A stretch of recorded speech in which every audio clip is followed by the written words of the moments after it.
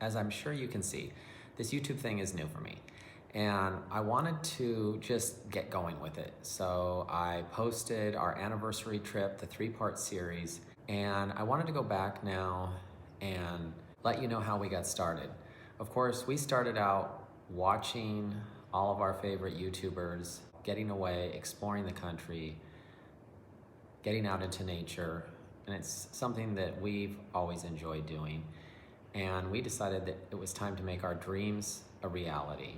I thought that we would take you back to our journey to go pick up our 2021 Tiffin Wayfarer. It was a cross the country journey from the California coast to Harrodsburg. And you'll have to really bear with us with this video because, again, I'm going back and I wasn't planning on making this video, so I'm using footage, photos, and video that weren't taken in the correct frame of reference at the appropriate video settings. But I felt it was important to document our trek. It was an exciting journey. It was something totally out of the ordinary for us to do, and I hope you enjoy it. This was how the Rolling Escape was born.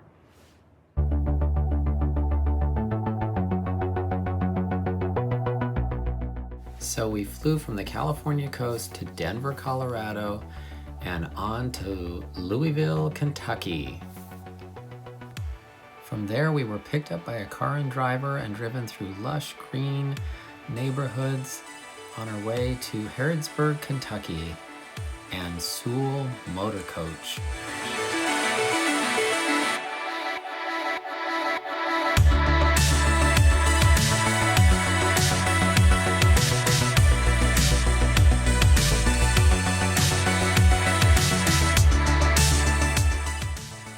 So after arriving and getting a tour and getting schooled on how to use our new RV, Sewell Motor Coach gave us a car so we could go out and get some supplies, because normally when you're going to go out and use your RV, it's already stocked full of everything you need.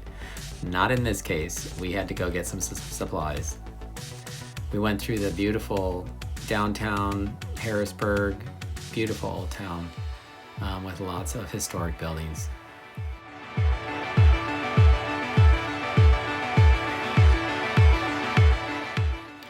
After touring Harrodsburg and the city of Danville and getting our supplies, we were back at Sewell Motor Coach. One of their requirements is that we needed to spend the night in our RV, at least one night, if not more, to ensure that all was okay and satisfactory, which we really appreciated. But soon enough, we were off, and it was time to say goodbye.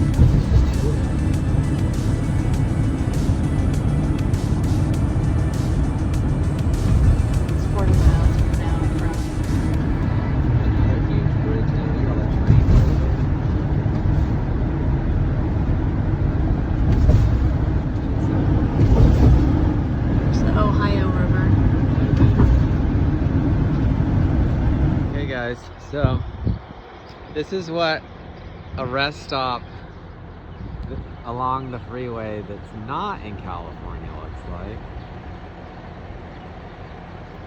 I mean, this is not what it looks like when we're in California, that's for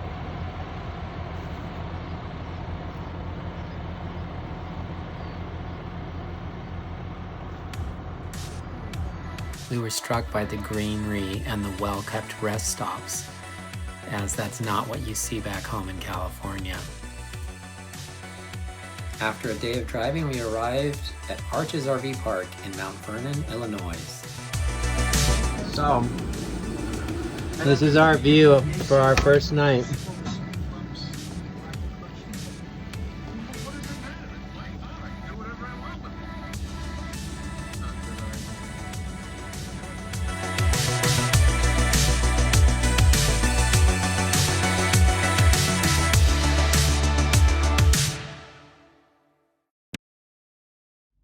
Okay, as we map our drive today, we are the blue line. So you can see, if we leave at 10 a.m., we'll be right at the edge of that green portion of this storm that's coming across parts of Missouri and Illinois.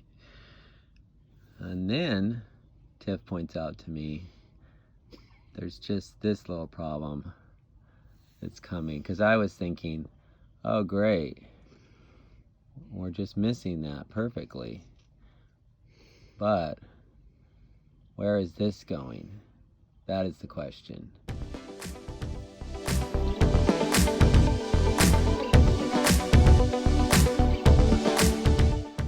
So we set off on another day of travel, trying not to go over 5 hours each day.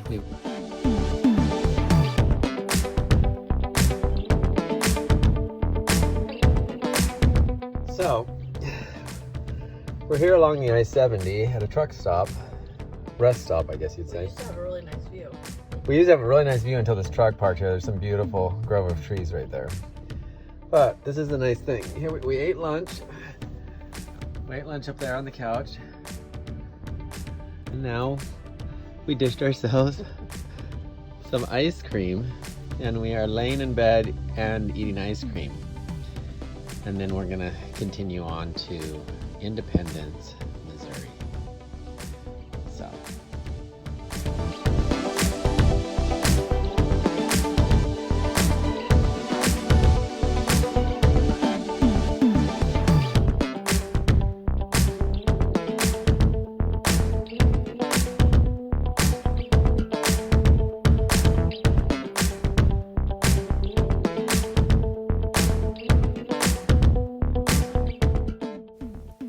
Independence, Missouri is a beautiful town with some really neat historical buildings. Also, some really bizarre outer worldly buildings like the Community of Christ Temple that was right behind Campus RV Park.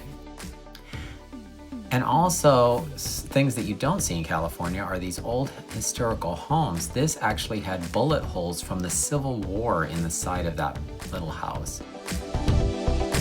We also visited some historical sites. The LDS Church Prophet was held in Liberty Jail, and Liberty, Missouri was right next door to Independence. So this is a view of that and their visitor center.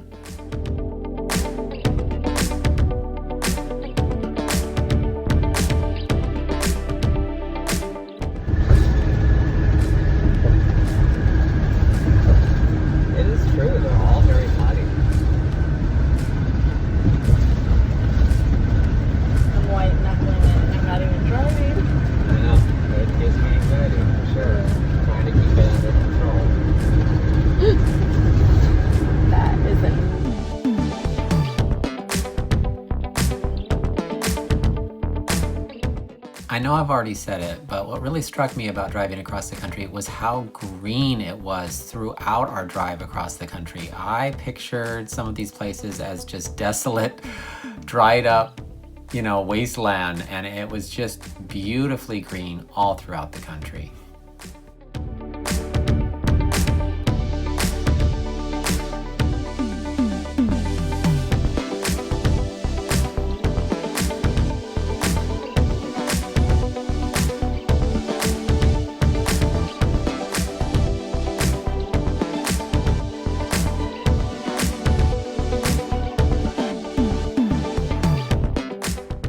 So once we reached Burlington, Colorado, we were at the Burlington, Colorado RV Park, which was literally just a little corner of gravel. There was no one there. We stuck a little envelope in that little house behind our RV.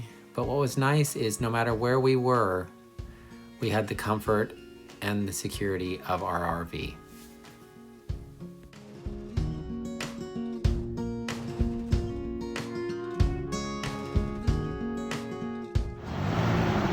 We're here in what? Idaho Creek?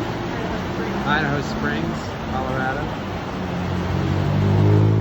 On our way to Grand Junction, Colorado, we stopped in a little town called Idaho Springs, Colorado. It was a cute little gold mining town, and we stopped and had breakfast and took a little short walk and saw the waterfall and the water wheel.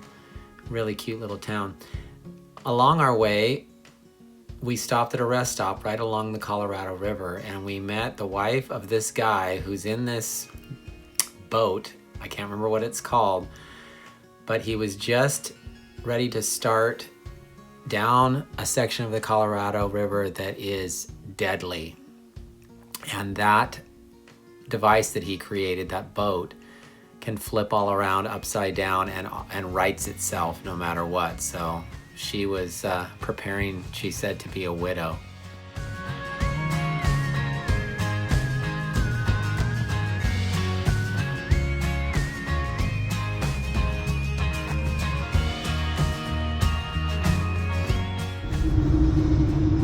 Tunnel number 1.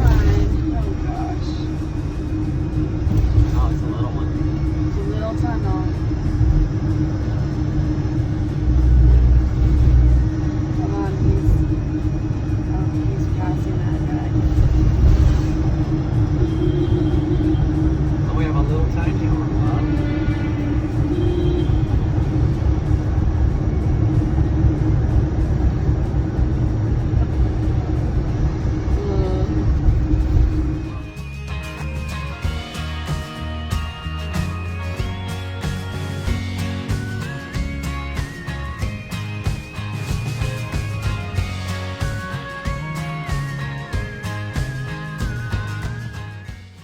Well, we headed out from the Grand Junction, Colorado area along a beautiful scenic highway. We stopped to take some pictures at various rest stops and headed for Kodachrome Basin, Utah, which is just outside of Bryce. So we had to swing into Bryce briefly, although there was not a lot of accommodations in the park at that time for RVs.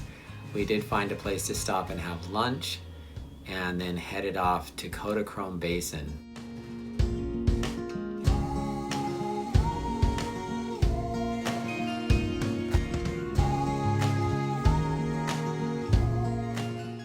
Kodachrome Basin had some interesting rock structures, demonstrates God's sense of humor.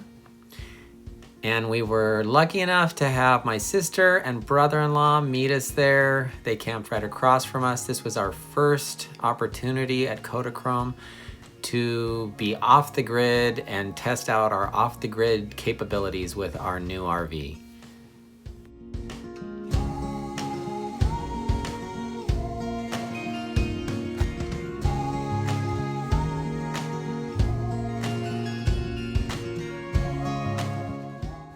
As we left Kodachrome, headed for St. George, we swung through the edge of Bryce Canyon again with my sister and brother-in-law.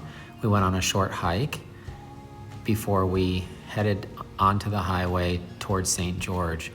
We had been reading that there was an extreme heat event going on through the Las Vegas corridor, and we decided that we wanted to get up super early in the morning, leaving from St. George and heading home through that hot desert area.